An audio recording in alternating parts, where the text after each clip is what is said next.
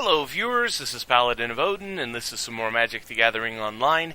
This is another episode of the Standard Commentary Series, and it looks like we've got Boros Aggro versus Gruul Aggro. Boros currently has 2 Inventor's Apprentice. The other side has Sylvan Advocate. Boros just threw down Pia Nalar, which makes both of the apprentices into 2/3s. He played a Transgress the Mind, which got rid of Cultivator's Caravan and left him with, well, the only card we can guarantee that's still in his hand is Key to the City. Okay, Vessel of Nascency, popping it immediately, and taking Blooming Marsh. Playing another Vessel of Nascency. And attacking in with the Sylvan Advocate. Not a bad idea, because the only way he could kill it is with a double block, and he would get rid of Pia Nalar. And that's what he's going to do. He is going for the double block to get rid of the Sylvan Advocate. Sylvan Advocate is still a very good card. 2 mana for a 2/3 Vigilance, and then, get 6 lands and it becomes a 4/5. The land buff isn't so relevant anymore, but it can be. I mean, he did have 2 Hissing Quagmires, though I highly doubt he'll get to the point where he can man up both of them. And there's Key to the City, Inventor's Apprentice, and Gruul is wide open for this 5 damage hit. So down to 13.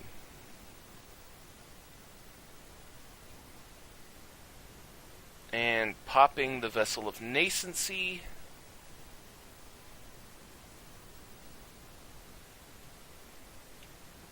Worldbreaker.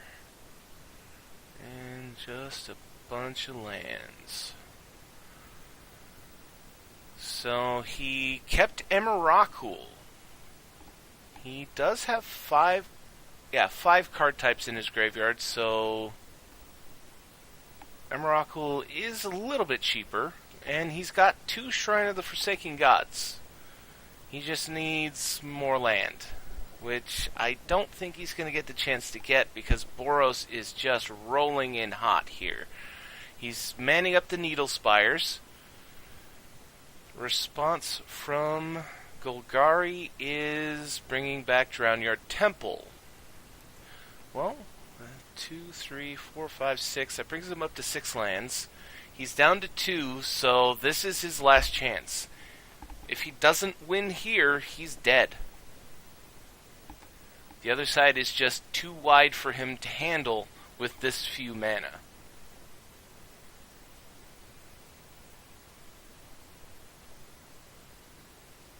And I don't think that Emrakul is good enough here. Now, the old Emrakul, definitely, that would have been a win. This one, though, not so much.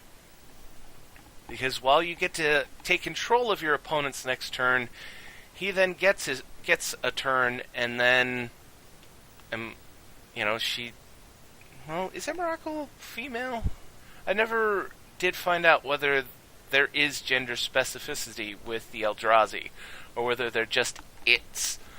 But, Emrakul's nice. 13 Flying Trample Pro Instance, but, the former version had Annihilator, so he would have been forced to sacrifice a bunch of creature or permanents.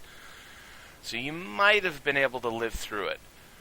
But in this instance, you force him to attack with 1 creature, you block and kill it, and he concedes. Well, let's go on to game 2.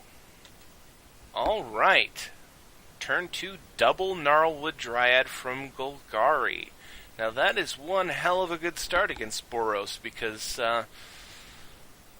1/1 Death Touch for 1, guaranteed to kill any creature it comes into contact with, and then if you can get Delirium, becomes a 3/3, and most of Boros' creatures aren't really that big.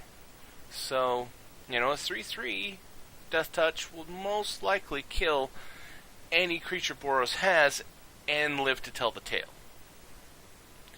Turn 2 Smuggler's Copter from Boros.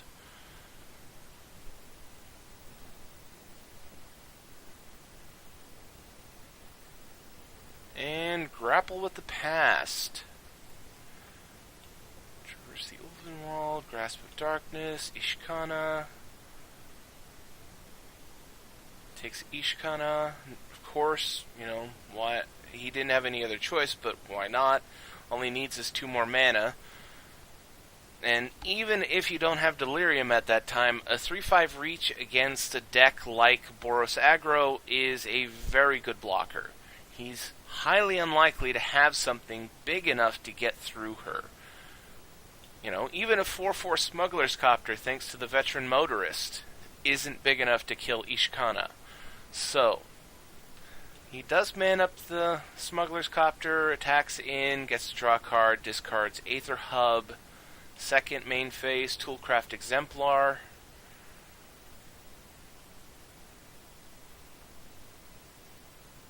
If possible, now would be a good time to kill off the Veteran Motorist. I mean, it may not seem like a whole lot, but a +1/+1 on a creature that you can't block it can stack up. I mean, instead of taking 7 turns to kill you, it only takes 5. Okay, doing the same thing. Manning up the Smuggler's Copter.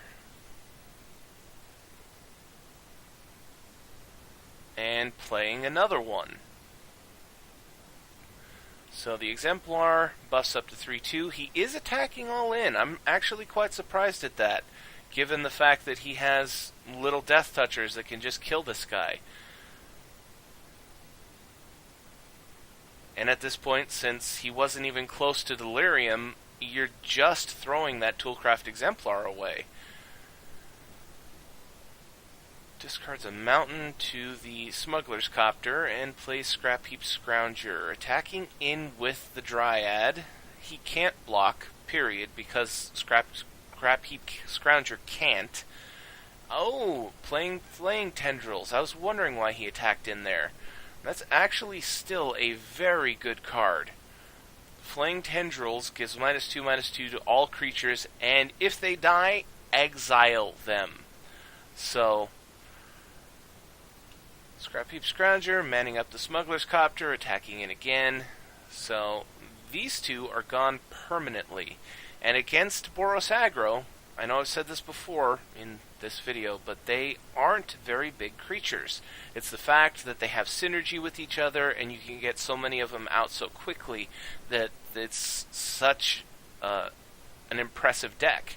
But Flaying Tendrils is the perfect counter to decks like this. -2/-2 doesn't seem like a whole lot, but it can kill pretty much every creature that Boros Aggro plays. And, more importantly, it gets rid of them permanently. Not that they have all that many recursion effects.